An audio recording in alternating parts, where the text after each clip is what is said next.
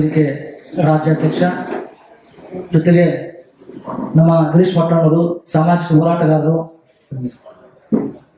ಆಮೇಲೆ ರೈತ ಸಂಘದ ಮುಖಂಡರು, ಆಮೇಲೆ ನಮ್ಮ ಸಂಘಟನೆಯ ಪದಾಧಿಕಾರಿಗಳು ಎಲ್ಲರೂ ಇದ್ದೀವಿ. ಇವತ್ತು ಈ ಪತ್ರಿಕಾಗೋಷ್ಠಿ ನಡೆಸುವ ಉದ್ದೇಶ ಏನಂತಂದ್ರೆ, ರಾಜ್ಯದಲ್ಲಿ ಇವತ್ತು ತುಂಬಾ ಚರ್ಚೆಗೆ ಬಂದಿರ್ತಕ್ಕಂಥ ವಿಷಯ ಮೈಕ್ರೋ ಫೈನಾನ್ಸ್ಗಳ ವಿಷಯ ಏನು ಇವತ್ತು ಸುದ್ದಿ ಮಾಡಿದೆ. ಗ್ರಾಮೀಣ ಪ್ರದೇಶಗಳಲ್ಲಿ ಆಗ್ಬೋದು ಅಥವಾ ಒಟ್ಟಾರೆ ಕರ್ನಾಟಕದಲ್ಲಿ ಆಗ್ಬೋದು ಅಕ್ರಮ ಬಡ್ಡಿ ದಂಧೆ ನಡೀತಾ ಇದೆ. ಆ ಬಡ್ಡಿ ದಂಧೆಯನ್ನು ನಿಲ್ಲಿಸುವಂತೆ ಅಥವಾ ಅದರಿಂದ ಆಗ್ತಕ್ಕಂಥ ಅನಾಹುತಗಳು, ಪ್ರಾಣಹಾನಿಗಳಾಗ್ತಾ ಇದ್ದಾವೆ, ಅವೆಲ್ಲ ಕೂಡ ತಡೆಗಟ್ಟುವ ನಿಟ್ಟಿನಲ್ಲಿ ಇವತ್ತು ನಮ್ಮ ಸಂಘಟನೆ ಜೊತೆಗೆ ನಾವು ಮೊದಲಿಂದ ಸೌಜನ್ಯ ಪರ ಹೋರಾಟಗಾರರ ವೇದಿಕೆಯಲ್ಲಿ ನಮ್ಮ ಸಂಘಟನೆ ಬೆಂಬಲವಾಗಿ ನಿಂತಿದ್ದು, ಇವತ್ತು ಒಂದು ಅವ್ರ ಪ್ರಾರಂಭ ಸೌಜನ್ಯ ಪರ ಅವರ ಜಸ್ಟಿಸ್ ಫಾರ್ ಸೌಜನ್ಯ ಏನು ವೇದಿಕೆ ಇತ್ತು, ಆ ವೇದಿಕೆಯಿಂದ ಪ್ರಾರಂಭವಾದಂತ ಈ ಮೈಕ್ರೋ ಫೈನಾನ್ಸ್ ಗಳ ಹಾವಳಿಯಿಂದ ಜನರಿಗೆ ಆಗ್ತಕ್ಕಂತ ಒಂದು ಅನ್ಯಾಯವನ್ನ ತಡೆಗಟ್ಟುವ ನಿಟ್ಟಿನಲ್ಲಿ ಅವತ್ತಿನಿಂದಲೂ ಕೂಡ ಹೋರಾಟ ಮಾಡ್ಕೊಂಡು ಬಂದಿದ್ರು. ಇವತ್ತು ಅದು ಫಲ ನೀಡಿದೆ. ಈ ವಿಚಾರ ಸರ್ಕಾರದ ಗಮನದಲ್ಲಿದೆ. ಈ ವಿಚಾರವಾಗಿ ಸರ್ಕಾರ ತುಂಬಾ ಕಟ್ಟುನಿಟ್ಟಾದ ನಿರ್ಧಾರಗಳನ್ನ ತೆಗೆದುಕೋಬೇಕು. ಬಡವರಿಗೆ ಆಗ್ತಕ್ಕಂಥ ಅನ್ಯಾಯಗಳನ್ನ ಅಥವಾ ಅಕ್ರಮಗಳನ್ನ ತಡೆ ಹಿಡಿಬೇಕು ಅನ್ನೋ ನಿಟ್ಟಿನಲ್ಲಿ ಇವತ್ತು ನಾವು ಸರ್ಕಾರದ ಎಲ್ಲ ಪ್ರತಿನಿಧಿಗಳಿಗೆ ಮನವಿ ಪತ್ರವನ್ನು ಸಲ್ಲಿಸ್ತಾ ಇದ್ದೀವಿ. ಆಗಿರ್ತಕ್ಕಂಥ ಆಗ್ಬೇಕಾದಂತ ಅನಾಹುತಗಳನ್ನು ತಡೆಯುವಂತೆ ನಾವು ಸಾಮಾಜಿಕ ಹೋರಾಟಗಾರರು ಜೊತೆಗೆ ಸೌಜನ್ಯ ಪರ ಹೋರಾಟಗಾರರ ವೇದಿಕೆ ವತಿಯಿಂದ ಇವತ್ತು ಸರ್ಕಾರಕ್ಕೆ ಮನವಿ ಪತ್ರ ಸಲ್ಲಿಸ್ತಾ ಇದ್ದೀವಿ. ಈ ಕುರಿತು ನಮ್ಮ ಸಾಮಾಜಿಕ ಹೋರಾಟಗಾರರು ಸೌಜನ್ಯ ಪರ ಹೋರಾಟದ ವೇದಿಕೆಯ ಮುಖ್ಯಸ್ಥರು ಆದಂತ ಈಗ ನಮ್ಮ ಸಂಘಟನೆಯ ಉಪಾಧ್ಯಕ್ಷರು ಮಾತಾಡ್ತಾರೆ. ಆತ್ಮೀಯ ಮಾಧ್ಯಮ ಮಿತ್ರರಿಗೆ ನಾನು ಆತ್ಮೀಯವಾದ ಸ್ವಾಗತವನ್ನು ಹೇಳಿ ವಂದನೆಗಳನ್ನು ಕೂಡ ಹೇಳ್ತಾ, ಇವಾಗ ನಮ್ಮ ರಾಜ್ಯಾಧ್ಯಕ್ಷರು ಹೇಳಿದ್ರು ಮಾಧ್ಯಮಗೋಷ್ಠಿಯನ್ನ ನಾವೇನ್ ಮಾಡ್ತಾ ಇದ್ವಿ, ಯಾವ ಉದ್ದೇಶಕ್ಕೆ ಮಾಡ್ತಾ ಇದೀವಿ ಅಂತ. ವಿಚಾರ ಇಷ್ಟೇ, ಇವತ್ತೇನು ರಾಜ್ಯ ಸರ್ಕಾರ ಒಂದು ಈ ಮೈಕ್ರೋ ಫೈನಾನ್ಸ್ ಗಳ ವಿರುದ್ಧವಾಗಿ ಸುಗ್ರೀವಾಜ್ಞೆಯನ್ನ ಮಾಡಬೇಕು ಅಂತ ಹೇಳಿ ಹೊರಟಿದೆ. ನಿನ್ನೆ ಸಚಿವ ಸಂಪುಟ ಸಭೆಯಲ್ಲಿ ಅದರ ವಿಚಾರವಾಗಿ ಒಂದು ಸ್ಪಷ್ಟ ನಿರ್ಧಾರಕ್ಕೆ ಕೂಡ ಇವತ್ತು ರಾಜ್ಯ ಸರ್ಕಾರ ಬಂದಿಲ್ಲ. ನಿನ್ನೆ ಆದೇಶವನ್ನು ಅವರು ಹೊರಡಿಸಿಲ್ಲ, ಸುಗ್ರೀವಾಜ್ಞೆ ಆದೇಶವನ್ನು ಹೊರಡಿಸಿಲ್ಲ. ಮತ್ತೆ ಅಧಿಕಾರಿಗಳಿಗೆ ಮತ್ತೆ ಸಂಬಂಧಪಟ್ಟ ಮಂತ್ರಿಗಳಿಗೆ ಹೇಳಿದ್ದಾರೆ, ಇವತ್ತು ಕೂಲಂಕುಷವಾಗಿ ಮತ್ತೆ ಮಾಡಿಕೊಂಡು ಬನ್ನಿ ಇವತ್ತು ರಾತ್ರಿಗೆ ಏನೋ ಸುಗ್ರೀವಾಜ್ಞೆ ಹೊರಡಿಸೋಣ ಸಾಯಂಕಾಲ ಅಂತ ಹೇಳಿದ್ದಾರೆ. ವಿಚಾರ ಇಷ್ಟೇ, ಯಾರು ಕೂಡ ಅನ್ಯತಾ ತಪ್ಪನ್ನು ಭಾವಿಸಬಾರದು. ಇವತ್ತು ರಾಜ್ಯದಲ್ಲಿ ಸುಮಾರು ಸಾವು ನೋವುಗಳಾಗಿದೆ. ಸುಮಾರು 35ರಿಂದ 40 FIR ಗಳಾಗಿದೆ, NCR ಗಳಾಗಿದೆ. ಯಾವುದರಿಂದ? ಮೈಕ್ರೋ ಫೈನಾನ್ಸ್ ಯಾವುದು, ಮೂಲ ಯಾವುದು ಅಂತ ಹುಡುಕ್ತಾ ಹೋದ್ರೆ ನಾವು SKDRP ಧರ್ಮಸ್ಥಳ ಇವರೇ ಮೂಲ. ಇದಕ್ಕೆ ಮೂಲ ಪಿತಾಮಹರು ಧರ್ಮಸ್ಥಳ SKDRP ಅವರು. ಏನು ಈ ವೀರೇಂದ್ರ ಜೈನ್ ಅಂತ ಏನಿದ್ದಾರೆ ಇವರೇ ಮೂಲ. ಮುಂಚೆ ಮೈಕ್ರೋ ಫೈನಾನ್ಸ್ ಗಳು ರಾಜ್ಯದಲ್ಲಿ ಇತ್ತು, ಆದ್ರೆ ಇಷ್ಟೊಂದು ಇದಾಗಿರ್ಲಿಲ್ಲ. ಏನು ಈ ವಾರದ ಬಡ್ಡಿಯನ್ನ ತಿನ್ನುವಂತಹ ಒಂದು ಇದನ್ನ ಇವರು ಮಾಡ್ಕೊಂಡು ಬಂದ್ರು. SKDRP ಧರ್ಮಸ್ಥಳ ಸಂಘದವರು ವ್ಯವಸ್ಥಿತವಾಗಿ ಮಾಡ್ಕೊಂಡು ಬಂದು ಇದನ್ನ ಸೃಷ್ಟಿ ಮಾಡಿ ಇವತ್ತು ಸಾವು ನೋವುಗಳನ್ನ ಯಾವ ಮಟ್ಟದಲ್ಲಿ ಮಾಡ್ತಾ ಇದ್ದಾರೆ ಅಂತ ಅಂದ್ರೆ, ಮೈಕ್ರೋ ಮಹಿಳೆ ನೆನ್ನೆ ನೋಡಿದೆ ನಾವು, ಸ್ಮಶಾನದಲ್ಲಿ ಮಗುನ ಕರ್ಕೊಂಡು ಹೋಗಿ ಕೂತ್ಕೋತದೆ. ನಿನ್ನ ಮಗಳನ್ನ ಹಣ ಇಟ್ಟು ನಿನ್ನ ಮಗಳನ್ನ ದಂಧೆಗೆ ಕಳಿಸಿ ಹಣವನ್ನ ಕಟ್ಟಿ ಅಂತ ಮೈಕ್ರೋ ಫೈನಾನ್ಸ್ ನವರು ಹೇಳ್ತಾರಂತೆ ಮನೆಗೆ ಬಂದು. ಹಾಗಾಗಿ ಇವತ್ತು ಕೂಡ ಬೈಲಹೊಂಗಲದಲ್ಲಿ ಒಂದು ಸಾವಾಗಿದೆ. ನಿಜವಾಗ್ಲೂ ಇವತ್ತು ಕೂಡ ಈ ಮೈಕ್ರೋ ಫೈನಾನ್ಸ್ ನವರ ಕಾಟದಿಂದ ಬೆಳಗ್ಗೆ ಬೈಲಹೊಂಗಲದಲ್ಲಿ ಸಾವಾಗಿದೆ. ಆ ಉದ್ದೇಶಕ್ಕಾಗಿ ಒಂದು ಕಠಿಣವಾದ ಅಂತಂದ್ರೆ ಅಂತಿಂತಲ್ಲ. ಇವರು ಈ ಮೈಕ್ರೋ ಫೈನಾನ್ಸ್ ನವರು ಯಾವ ತರ ಅಂದ್ರೆ ಈ ಮೂಲ ಪುರುಷರಿದ್ದಾರಲ್ಲ, ಸಾವಿರಾರು ಕೋಟಿ ಇವ್ರದ್ದು ಉದ್ಯಮ ಇರೋದು. SKDRP ಅವ್ರದ್ದು ಸಾವಿರಾರು ಕೋಟಿ ಅಕ್ರಮವಾಗಿ, ಅನ್ಯಾಯವಾಗಿ, ಯಾವುದೇ RBI ಲೈಸೆನ್ಸ್ ಇಲ್ಲದೆ, RBIಗಳ ಗೈಡ್ ಲೈನ್ಸ್ ಇಲ್ಲದೆ ಅಕ್ರಮವಾಗಿ ಬಡ್ಡಿ ವ್ಯವಹಾರವನ್ನ ಏನು ಮಾಡ್ತಾ ಇದ್ದಾರೆ ಇವರು, ವಾರದ ಬಡ್ಡಿ ವ್ಯವಹಾರವನ್ನ. ನಾನು ರಾಜ್ಯ ಸರ್ಕಾರಕ್ಕೆ ನಾವು ಆಗ್ರಹ ಮಾಡೋದಿಷ್ಟೇ, ದಯವಿಟ್ಟು ಮಾನ್ಯ ಮುಖ್ಯಮಂತ್ರಿಗಳಿಗೆ ನಾವು ಆಗ್ರಹವನ್ನು ಮಾಡೋದಿಷ್ಟೇ, ನಮ್ಮ ವೇದಿಕೆಯ ವತಿಯಿಂದ ಯಾವುದೇ ಕಾರಣಕ್ಕೂ ಇವರ ಅಕ್ರಮಗಳಿಗೆ, ಸಾವುಗಳಿಗೆ, ನೋವುಗಳಿಗೆ ದೂರು ದಾಖಲಾದ್ರೆ, ಇವರ ವಿರುದ್ಧ ದೂರುಗಳು ದಾಖಲಾದ್ರೆ ಕೋರ್ಟ್ಗಳಿಗೆ ಹೋಗಿ, ನ್ಯಾಯಾಲಯಗಳಿಗೆ ಹೋಗಿ ಈ ಒಂದು ಏನು ತಡೆಯಾಜ್ಞೆಯನ್ನು ತರೋದು, ಬಡವರಿಗೆ, ದೀನ ದಲಿತರಿಗೆ ಅನ್ಯಾಯ ಆಗಿರುವಂತದನ್ನ ಮತ್ತೆ ಅವ್ರ ಪರವಾಗಿ ಮಾಡಿಸ್ಕೊಂಡು ಬರುವಂತದ್ದು ಬೇಡ. ಕಠಿಣವಾದ ಒಂದು ಸುಗ್ರೀವಾಜ್ಞೆಯನ್ನು ಮಾಡಿ, ನಿಜವಾಗ್ಲೂ ಈ ಮೂಲಕ ನಾನು ಹೇಳ್ತೀನಿ, ರಾಜ್ಯ ಸರ್ಕಾರಕ್ಕೆ ಏನಾದ್ರೂ ಬದ್ಧತೆ ಇದ್ರೆ, ಇವತ್ತು ಸುಮಾರು ಸಾವು ನೋವುಗಳಿದೆ, ಕಠಿಣವಾದ ಸುಗ್ರೀವಾಜ್ಞೆಯನ್ನು ಮಾಡಬೇಕು ಅಂತ ನಾನು ಆಗ್ರಹ ಪಡಿಸ್ತಾ ಇದ್ದೀನಿ. ಮತ್ತೆ ಇನ್ನೊಂದು ವಿಚಾರ ಏನಪ್ಪಾ ಅಂತಂದ್ರೆ, ಇವು ಮೀನಾ ಮೇಷ ಎಣಿಸ್ಕೊಂಡು ಏನಾದ್ರು ರಾಜ್ಯ ಸರ್ಕಾರ ಕೂತ್ರೆ, ನಾವು ರಾತ್ರಿ ಮಾಡ್ತೀವಿ, ನಾಳೆ ಮಾಡ್ತೀವಿ ಅಂತ ಕೂತ್ಕೊಂಡ್ರೆ ನಿಜವಾಗ್ಲೂ ಮತ್ತೆ ಸಾವು ನೋವುಗಳು ಜಾಸ್ತಿ ಆಗ್ತದೆ, ಅಪಾರವಾದ ನಷ್ಟ ಆಗ್ತದೆ. ಆ ನಷ್ಟಕ್ಕೆ, ಆ ಸಾವು ನೋವುಗಳಿಗೆ ಖಂಡಿತ ನಮ್ಮ ಸಿದ್ದರಾಮಯ್ಯನವರ ನೇತೃತ್ವ ಸರ್ಕಾರ ನೇರ ಕಾರಣ ಆಗ್ತದೆ. ಆದಷ್ಟು ಬೇಗ ಕಠಿಣವಾದ ಸುಗ್ರೀವಾಜ್ಞೆಯನ್ನು ಮಾಡಬೇಕು ಅಂತ ಹೇಳಿ ನನ್ನ ಮಾತುಗಳನ್ನು ಮುಗಿಸ್ತೀನಿ. ಅವ್ರಿಗೆ ಯಾವ ರೀತಿ ಅವರಿಗೆ ರಿಕ್ರೂಟ್ಮೆಂಟ್ ಆಗಲಿ, ಪನಿಷ್ಮೆಂಟ್ ಯಾವ ಸಿಗುತ್ತೆ ಸಾಧ್ಯ? ಈಗ ಬೆಳಿಗ್ಗೆ ಬೈಲವಂಗಲ ಏನು ಸುಗ್ರೀವಾಜ್ಞೆಯನ್ನು ನಾವು ಮಾಡ್ತೀವಿ ಅಂತ ಮಾನ್ಯ ಮುಖ್ಯಮಂತ್ರಿಗಳು ಸ್ವತಃ ಹೇಳಿದ್ಮೇಲೂ ಕೂಡ ಈ ಬಡ್ಡಿಕೋರರ ಬಡ್ಡಿ ದಂಧೆ ನಿಂತಿಲ್ಲ, ಕಿರುಕುಳ ನಿಂತಿಲ್ಲ ರಾಜ್ಯದಲ್ಲಿ. ಇವತ್ತು ಬೆಳಿಗ್ಗೆನೂ ಕೂಡ ಅದು ಸ್ಪಷ್ಟ ಉದಾಹರಣೆ ಸಾವಾಗಿದೆ. ಆದ್ರಿಂದ ನಾನೇನ್ ಹೇಳ್ತೀನಿ ಅಂತಂದ್ರೆ, ಈ ಸಾವು ನೋವುಗಳಿಗೆ ಅವರೇ ಕಾರಣರಾಗ್ತೀರಿ. ಆದಷ್ಟು ಬೇಗ ಕಠಿಣವಾದ ಒಂದು ಸುಗ್ರೀವಾಜ್ಞೆಯನ್ನು ಮಾಡಿದ್ರೆ ಈ ಸಾವು ನೋವುಗಳು ತಪ್ಪಬಹುದು ಅನ್ನೋದು ನಮ್ಮ ಮೂಲ ಉದ್ದೇಶನೇ ಹೊರತು ಇನ್ನೇನು ಇಲ್ಲ ಇದರಲ್ಲಿ. ಸರ್, ಈಗ ಮೈಕ್ರೋ ಫೈನಾನ್ಸ್ ಗಳು ರಿಕವರಿ ಮಾಡ್ತಾ ಇರೋ ರೀತಿ ತುಂಬಾ ಕ್ರೂರವಾಗಿದೆ, ಇದನ್ನೆಲ್ಲ ನಾಗರಿಕ ಸಮಾಜ ಒಪ್ಕೊಳ್ಳುತ್ತೆ. ಆದ್ರೆ ಮೈಕ್ರೋ ಫೈನಾನ್ಸ್ ಸಂಸ್ಥೆಗಳನ್ನ ನೀವು ಧರ್ಮಸ್ಥಳದನ್ನೇ ಯಾಕೆ ಟಾರ್ಗೆಟ್ ಮಾಡ್ಕೊಳ್ತಾ ಇದ್ದೀರಾ? ಒಂದ್ ನಿಮಿಷ, ಇದಕ್ಕೆ ಸ್ಪಷ್ಟನೆ ನಮ್ಗೆ ಸಾಕು.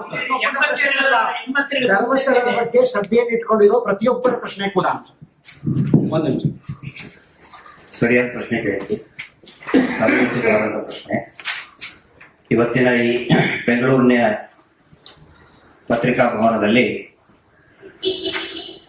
ನಾನು ಗಿರೀಶ್ ಮಟ್ಟಣ್ಣವರ್, ಸೌಜನ್ಯಪರ ಕಾರ್ಯಕರ್ತ, ಆನಂತರ ಚೆನ್ನಯ್ಯ ವಸ್ತ್ರ ರಾಜ್ಯ ಮಾಹಿತಿ ಹಕ್ಕು ಸಾಮಾಜಿಕ ಮತ್ತು ಕಾರ್ಯಕರ್ತರ ವೇದಿಕೆಯ ರಾಜ್ಯಾಧ್ಯಕ್ಷರಿದ್ದಾರೆ, ನಮ್ಮ ರಮೇಶ್ ಹುಡಿಗಲ್ ಮುಖಂಡರು, ಅವ್ರ ಇಡೀ ತಂಡ, ಮತ್ತು ಗುಲ್ಬರ್ಗಾ ಜಿಲ್ಲೆಯ ನಮ್ಮ ನಾಗಣ್ಣ ತಂಬೆ ಅಂತ ಹೇಳಿ ಜಿಲ್ಲಾಧ್ಯಕ್ಷರು, ರೈತ ಸಂಘದ ಜಿಲ್ಲಾಧ್ಯಕ್ಷರು ಮತ್ತು ನಿತಿ ಜಯಂತ್ ಅವರಿದ್ದಾರೆ.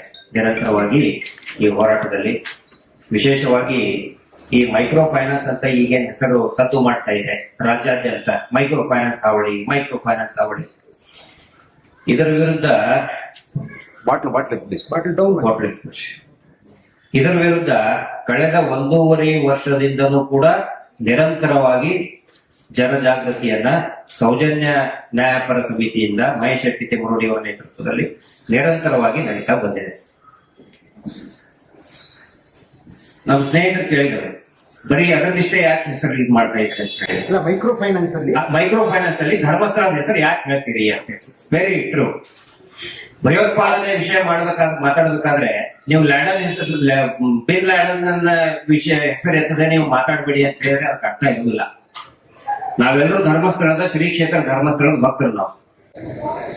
ಆದ್ರೆ ಇಲ್ಲಿ ಏನಾಗ್ತಾ ಇದೆ, ದೇವರ ಕಳೆದ ಫ್ರಾಮ್ 1996 ಕಳೆದ 30 ವರ್ಷದಿಂದ ಶ್ರೀ ಕ್ಷೇತ್ರ ಧರ್ಮಸ್ಥಳದ ಹೆಸರನ್ನ ಮುಂದು ಮಾಡಿ ಬಡ್ಡಿ ದಂಧೆಯಲ್ಲಿ ಓಂ ನಮೋ ಮಂಜುನಾಥಾಯ ನಮಃ ಅಂತ ಬರೆದು ದೇವರ ಬಗ್ಗೆ ಒಂದು ಭಯವನ್ನು ಹುಟ್ಟಿಸಿ, ನೀವು ವಾರ ಬಡ್ಡಿ ಕಟ್ಟದೆ ಹೋದ್ರೆ ನಿಮಗೆ ಶಾಪ ಕಟ್ಟುತ್ತೆ ಅನ್ನುವಂತಹ ಒಂದು ಮೌಢ್ಯವನ್ನ ಹುಟ್ಟಿಸಿ ಅಕ್ಷರಶಃ ಮೀಟರ್ ಬಡ್ಡಿ ದಂಧೆಯನ್ನ ನಡೆಸ್ತಾ ಇದ್ದಾರೆ SKDRDP ಸಂಸ್ಥೆಯವರು. ಇಲ್ಲಿ ಯಾಕೆ ಅದರ ಹೆಸರು ತಗೊಳ್ತಾ ಇದೀವಿ ಅಂತ ಹೇಳಿದ್ರೆ, ಅದರ ಮೂಲ ಎಲ್ಲರಿಗೂ ಕೂಡ ಲೈಸೆನ್ಸ್ ಇಲ್ಲದೇನೆ ಬಡ್ಡಿ ವ್ಯವಹಾರ ಮಾಡಬಹುದು ಅಂತ ಕಲಿಸ್ಕೊಟ್ಟಿದ್ದೆ ಅವರು. ಮುಂಚೆ ಕರ್ನಾಟಕದಲ್ಲಿ ಕೋಆಪರೇಟಿವ್ ಸೊಸೈಟಿ ಆಕ್ಟಿವ್ ಆಗಿತ್ತು, ಫೈನಾನ್ಸ್ ಕಾರ್ಪೊರೇಷನ್ಸ್ ಗಳು ಆಕ್ಟಿವ್ ಆಗಿದ್ದು. ಇವತ್ತೆಲ್ಲಿದೆ ಅಲ್ಲ, ನೀವು ಇವತ್ತು ಸರ್, ಸಾಲ ಕೊಡೋರು ಒಬ್ರು ಬೇಕಲ್ಲ. ಸರ್? ಪೂರ್ತಿ ಒಂದ್ ನಿಮಿಷ ಮುಗಿಸ್ಬಿಡ್ತೀನಿ ಸರ್, ಆ ವಿಷಯಕ್ಕೂ ಬರ್ತೇನೆ. ಒಂದ್ ನಿಮಿಷ, ಒಂದ್ 5 ನಿಮಿಷ ಕೇಳ್ಬಿಡಿ ಸರ್.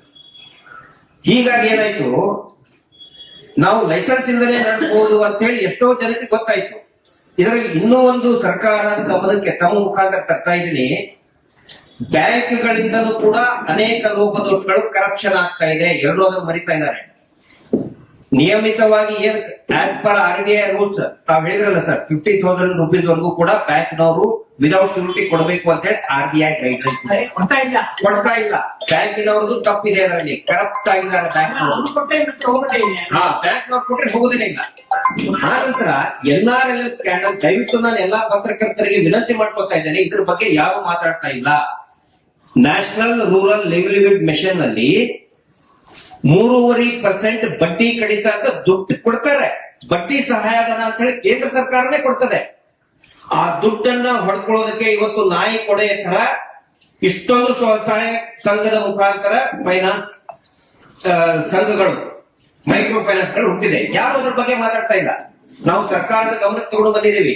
1 ವರ್ಷದ ಹಿಂದೆನೆ NRLM ಸ್ಕ್ಯಾಂಡಲ್, ನಮ್ಗಿಂತ ಹಿಂದೆ 10 ವರ್ಷಗಳ ಹಿಂದೆ ನಾಗರಿಕ ಸೇವಾ ಟ್ರಸ್ಟ್ ನವರು ಕೂಡ ಗಮನಕ್ಕೆ ತಗೊಂಡು ಬಂದಿದ್ದಾರೆ. ಇವ್ರ ಮೇಲೆ ಕ್ರಿಮಿನಲ್ ರಿಟ್ ಪಿಟಿಷನ್ 2016 ನಲ್ಲಿ ಕ್ರಿಮಿನಲ್ ರಿಟ್ ಪಿಟಿಷನ್ ಫೈಲ್ ಆಗಿದೆ. NRLM ಅಂತ ಹೇಳಿದ್ರೆ ಒಬ್ಬ ವ್ಯಕ್ತಿಗೆ 3.5% ಸರ್ಕಾರ ಕೊಡ್ತಾ ಇದೆ, ಬಟ್ ಫಲಾನುಭವಿಗಳಿಗೆ ಗೊತ್ತೇ ಆಗ್ತಾ ಇಲ್ಲ. ಇವ್ ಏನ್ ನೀವು ಮೈಕ್ರೋ ಫೈನಾನ್ಸ್ ಅಂತ ನಾವು ಹೇಳ್ತಾ ಇದೀವಿ, ಮತ್ತೆ ಅಲಾಂಗ್ ವಿತ್ SKDRDP ಫಲಾನುಭವಿಗಳಿಗೆ ಅದ್ರ ಬಗ್ಗೆ ಮಾಹಿತಿನೇ ಕೊಡ್ತಾ ಇಲ್ಲ. ಹೀಗಾಗಿ ಆ ದುಡ್ಡನ್ನ ಕೊಳ್ಳೆ ಹೊಡೆಯೋದಕ್ಕೆ ಇವತ್ತು ನಾಯಿ ಕೊಡೆ ತರ ಅನೇಕ ಮೈಕ್ರೋ ಫೈನಾನ್ಸ್ ಗಳು ಹುಟ್ಟಿದಾವೆ. ನಾವ್ ಹೇಳಿದ್ರಿ ಸರ್, ಬರೀ ಎಷ್ಟು 34 ಅಲ್ಲ, ಮೋರ್ ದನ್ 100 ಮೈಕ್ರೋ ಫೈನಾನ್ಸ್ ಗಳಿದೆ. ತಾಲೂಕು ಲೆವೆಲ್ ನಲ್ಲಿನೇ ಒಂದಿಷ್ಟಿದಾವೆ, ಜಿಲ್ಲಾ ಮಟ್ಟದಲ್ಲಿ ಆಪರೇಟ್ ಮಾಡುವಂತ ಒಂದಿಷ್ಟಿದೆ, ಗ್ರಾಮಗಳು ಒಂದೊಂದು ಗ್ರಾಮದಲ್ಲಿ. ಈಗ SKDRDP ಧರ್ಮಸ್ಥಳ ಸಂಘಕ್ಕೆ ಕಟ್ಟಕ್ಕಾಗಲ್ಲ ಅಂತ ಹೇಳಿ ಅವ್ರಿಗೆ ಸಾಲ ಕೊಡಕ್ಕೆ ಇನ್ನೊಂದು ಮೈಕ್ರೋ ಫೈನಾನ್ಸ್ ಹುಟ್ಟಿದೆ. 2,000 ರೂಪಾಯಿ ಕೊಡ್ಬೇಕು ಸೋಮವಾರ, ಅವ್ರ ಕಡೆ ಇಲ್ಲ. ಕೊಡ್ಲಿಲ್ಲ ಅಂದ್ರೆ ಮನೆ ತಕ್ಕ ಬಂದು ಜಗಳ ಮಾಡ್ತಾರೆ. ಅದಕ್ಕೆ ಅವ್ರು ಭಯ ಪಟ್ಕೊಂಡು ಅವನಿಗೆ ಆ 2,000 ರೂಪಾಯಿ ಸಾಲ ಕೊಡೋಕೆ ಇನ್ನೊಂದು ಮೈಕ್ರೋ ಫೈನಾನ್ಸ್ ಹುಟ್ಟಿದೆ. ಅವನಿಗೆ ಸಾಯಂಕಾಲ ಆಗುವವರೆಗೆ 500 ರೂಪಾಯಿ ಬಡ್ಡಿ ಕೊಡ್ಬೇಕು. ಒಂದೇ ದಿನಕ್ಕೆ 2,000 ರೂಪಾಯಿ 500 ರೂಪಾಯಿ ಬಡ್ಡಿ ಕೊಡ್ಬೇಕು. ಇದೊಂದು ಅತ್ಯಂತ ವಿಸ್ತೃತವಾದಂತಹ ಜಾಲ ಇದೆ. ಇದರ ಮೂಲ ನಾವು ಯಾಕೆ SKDRDP ಅಂತ ಹೇಳ್ತಾ ಇದೀವಿ ಅಂತ ಹೇಳಿದ್ರೆ, ದಯವಿಟ್ಟು ತಾವು ಕೂಡ ಇನ್ವೆಸ್ಟಿಗೇಟ್ ಮಾಡಿ, ನಿಮಗೆ ಪವರ್ಸ್ ಇದೆ. ಈ ಎಲ್ಲಾ ಮೈಕ್ರೋ ಫೈನಾನ್ಸ್ ಗಳು ತರಬೇತಿ ಕೊಡೋದೇ SKDRDP ಅಂತ ತಮ್ಮ ಗಮನಕ್ಕಿರಲಿ. ಧರ್ಮಸ್ಥಳದ ಹೆಡ್ ಕ್ವಾರ್ಟರ್ ಮತ್ತೆ ಧಾರವಾಡದಲ್ಲಿ head quarter SKDRDP head quarter. Sir, ಇವಾಗ ಧರ್ಮಸ್ಥಳ ಸಂಘದವರು ಸಾಲ ಕೊಡಕ್ಕಿಂತ ಮುಂಚೆ ರೂಲ್ಸ್ ಅಂಡ್ ರೆಗ್ಯುಲೇಷನ್ ಹೇಳ್ತಾರೆ, ಕರೆಕ್ಟ್ ಅಲ್ವಾ? ರೂಲ್ಸ್ ಅಂಡ್ ರೆಗ್ಯುಲೇಷನ್ ಕೊಡ್ತಾರೆ, ಅದ್ರ ಪ್ರಕಾರ ಅಂತಾನೆ ನಾವು ಸಾಲ ತಗೊಂಡು. ಇಲ್ಲ ರೂಲ್ಸ್ ಅಂಡ್ ರೆಗ್ಯುಲೇಷನ್ ಏನು ಹೇಳಲ್ಲ. ಪ್ರತಿ ಸೋಮವಾರ ಬೆಳಿಗ್ಗೆ ಅವ್ರಿಗೆ ಅಮೌಂಟ್ ಕಟ್ಟಬೇಕು ಧರ್ಮಸ್ಥಳ ಸಂಘದವರು, ಕರೆಕ್ಟ್ ಅಲ್ವಾ? ಹೌದು. ಅವ್ರು ರೂಲ್ಸ್ ಅಂಡ್ ರೆಗ್ಯುಲೇಷನ್ ಕೊಟ್ಟ ಮೇಲೆ ಅಮೌಂಟ್ ಎಲ್ಲ ಕ್ಲಿಯರ್ ಆಗಿ ಸೈನ್ ಮಾಡಿ ಕೊಟ್ಟ ಮೇಲೆ ಧರ್ಮಸ್ಥಳ ಸಂಘದವ್ರು ಅಮೌಂಟ್ ಕೊಡೋದು. ಸರ್, ಅದು ರೂಲ್ಸ್ ಅಂಡ್ ರೆಗ್ಯುಲೇಷನ್ ಹೋಗಬಾರ್ದು ಅನ್ನೋದು ರೂಲ್ಸ್. ನಾವೊಂದು ರೂಲ್ಸ್ ಮಾಡ್ಕೋತೇನೆ, ರೆಡ್ ಸಿಗ್ನಲ್ ಬಿದ್ದಾಗಲೇ ನಾನು ಹೋಗ್ತೇನೆ ಅಂತ ಹೇಳಿ. ಸರಿನಾ ಇದು? ಅದು ಯಾರು ನೀವು ಮಾಡ್ಕೊಳ್ಳೋದು? ಹಾ, ಅದನ್ನ SKDRDP ಅವ್ರು ಮಾಡ್ಕೊಂಡಿದ್ದಾರೆ. Against RBI rules. ರೂಲ್ಸ್ಗೆ ಜನಗಳು ಅದಕ್ಕೆ ಇದಾಗ್ತಾರಲ್ಲ, ನಾವು ಹೇಳಿದಾಗಲೇ ಹೋಗ್ತೀವಿ. ಅದಕ್ಕೆ ಜನಜಾಗೃತಿ ಮಾಡಬೇಕು. ಇವರ ರೈಟ್, ಹೋಗ್ತೇನೆ. ಜನಗಳಿಗೂ ಕೂಡ ಜನಜಾಗೃತಿ ಆಗಬೇಕಲ್ಲ, ಆ ಕೆಲಸವನ್ನು ನಾವು ಮಾಡ್ತಾ ಇದೀವಿ. ಬಡ್ಡಿ ಎಷ್ಟು % ತಗೊಳ್ತಾರೆ? ಅದಕ್ಕೆ ಕ್ಯಾಲ್ಕುಲೇಷನ್ ಇಲ್ಲ. ಬುದ್ಧಿವಂತರು ಕಿಸೆಯಲ್ಲಿ ಪೆನ್ನು ಪೇಪರ್ ಇಟ್ಟವರಿಗೆ ಕಡಿಮೆ, ಅವ್ರಿಗೆ ಏನು ಲೆಕ್ಕಾಚಾರ ಮಾಡಕ್ಕೆ ಬರುದಿಲ್ಲ ಅಂತ ಹೇಳಿದ್ರೆ ಇಡೀ ಜೀವನ ಪರ್ಯಂತ ಪ್ರತಿ ವಾರ ಕಟ್ತಾನೆ ಇರ್ಬೇಕು ಅವನಿಗೆ. ನೀವ್ ಹೇಳ್ತಾರ ರಾಂಗ್ ಸರ್. ಧರ್ಮಸ್ಥಳ ಸಂಘದಲ್ಲಿ ಅಂತ ಯಾರು ಬುದ್ಧಿಯೂ ಇಲ್ಲ, ಬುದ್ಧಿಲ್ಲ ಅಂತ ಈಗೆಲ್ಲ ಎಕ್ಸ್ಟ್ರಾ ಬಡ್ಡಿ ಯಾರು ಕೂಡ ತಗೊಳಲ್ಲ. ನಾನ್ ನೋಡಿದೀನಿ. ಅಲ್ಲ, ನೀವು ಅದು ನಿಮ್ಮ ಅಭಿಪ್ರಾಯ. ಅಭಿಪ್ರಾಯ ಅಲ್ಲ, ನಾವು ಕೂಡ ಮಾಡ್ತಾ ಇರೋದಕ್ಕೆ ನಾವು ಅಲ್ಲ, ಹೇಳ್ತೀವಿ. ನೀವು ಮಾಡಿ ಸರ್, ಸಂತೋಷ. ಬಟ್ ಏನಂತ ಹೇಳಿದ್ರೆ ಇವತ್ತು ಸಾವಿರಾರು ಜನ ಊರು ಬಿಡ್ತಾ ಇರೋದು ಅದ್ರ ಸಲುವಾಗಿನೇ. ಧರ್ಮಸ್ಥಳ SKDRDP ಅಂತಂದ್ರೆ ಇವತ್ತು ಬೆಳಿಗ್ಗೆ ಹೇಳಿದ್ರಲ್ಲ, ಬೈಲಹೊಂಗಲದಲ್ಲಿ ಸುಸೈಡ್ ಆಗಿದೆ. ಇವತ್ತು ಬೆಳಿಗ್ಗೆ ಫಸ್ಟ್ ಸುಸೈಡ್ ಆಗಿದ್ದು ಪೂರ್ತಿ ಜನಸಾಮಾನ್ಯರಿಗೆ ಗೊತ್ತಾಗಿದ್ದು ಮಂಡ್ಯದಲ್ಲಿ ಮಹಾಲಕ್ಷ್ಮಿ. ಶೃಂಗೇರಿಯಲ್ಲಿ ಶ್ರೀದೇವಿ ಅಂತ ಸುಸೈಡ್ ಮಾಡ್ಕೊಂಡು SKDRDP ಹೆಸರಿನಲ್ಲಿ FIR ಆಗಿದೆ.